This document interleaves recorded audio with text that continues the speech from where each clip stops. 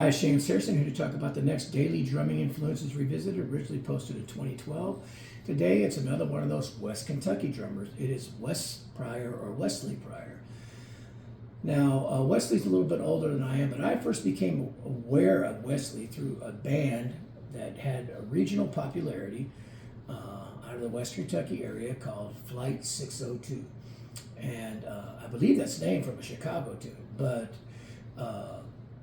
they had a lead singer named Terry Mike Jeffries, and Wesley was the drummer, and they were a really, really good band.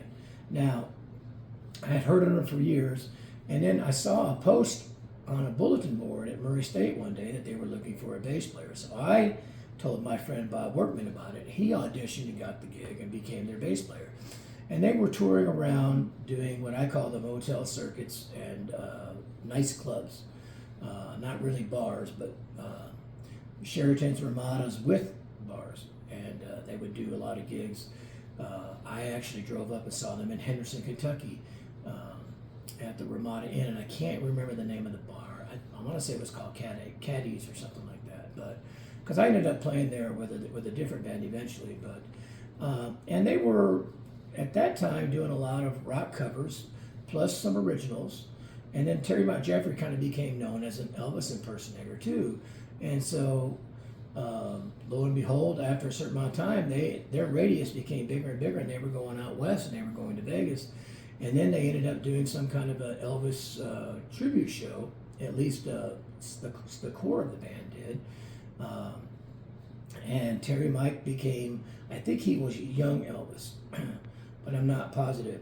And Wesley was the drummer, and I believe there's a great article on him in Modern Drummer magazine, if I'm not mistaken, where from behind the kit you could see he was actually triggering, had pads inside the drums, and triggering all these electronic sounds to go through the different eras and cop all those sounds. And Wesley was one of the innovators of that. I remember seeing him long before anybody else that I knew of, other than national acts, triggering. He had a white, I think it was a Gretsch drum set, and he was triggering it, and it sounded tremendous. And Wesley was always on that cutting edge. He actually developed a space blanket type thing for touring drummers when you're out in the sun. It would cover up your equipment and keep it from overheating. It became very popular with keyboardists and drummers because if you had a finish that was a sparkle or a wrap of any kind out in the sunlight, it would bubble up and peel off. And the keyboards would overheat and mess up the keyboard. So he developed these covers or blankets for musicians that were like, kind of reminds me of what like a space blanket looks like, or what you might see in a windshield now of a car that reflects the sun the other way.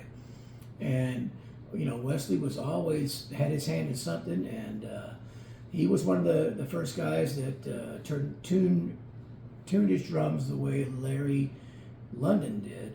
And anyway, Wesley was just one of these great guys, always super nice to me. And then oddly enough, I moved to Boise in 1987, and I was going to the River Festival one day, and Bailey and the boys were there. So I was there, and they had done a sound check or something, but I thought I recognized Wesley. I didn't know he was playing with them, but sure enough, he came out and talked to me, and says he remembered me. I don't know if he did or not, but we talked quite a bit. And he was touring with Bailey and the boys. And I think at that time, Terry Mike might have been in Nashville, because I remember him being a backup vocalist on a TV show, one of those Nashville Now type things. And Wesley toured around, and I know he played with Mark Chestnut for quite a while too. And then he got into doing movie making and made a couple of great movie documentaries. And one of them was on a great Nashville songwriter, and he sent me that, and it became a new passion for him. So Wesley has been successful at everything he's ever done. He's out of that Paducah, Kentucky area, and has always been super kind to me. We're friends on Facebook. Of course, we don't keep it super touched, but it's always nice to be able to reach out that way. And I wish Wesley the best. I think he recently might have had bypass surgery, and he's still like a kid at heart, man. He's a great guy. He actually played with Nelson too. Wesley's always played with top notch with a lot of people, and he's rock solid. It's the best way I can describe him. He's not going to Buddy Rich you like any of those kind of chops, but he's going to make a good showing. And he can play, but what he's probably best for is just being rock solid and driving, and very, very, very, very good, and a certain true inspiration just by the fact that he kind of broke that circle and got out there. And I admire him for that, and I respect him for that, and he's certainly one of my drumming influences. And again, Wesley Pryor from Western Kentucky. I think he's based in Nashville now. I guarantee you, keep your eyes and ears open. He'll be out there on the road with somebody because he's that good.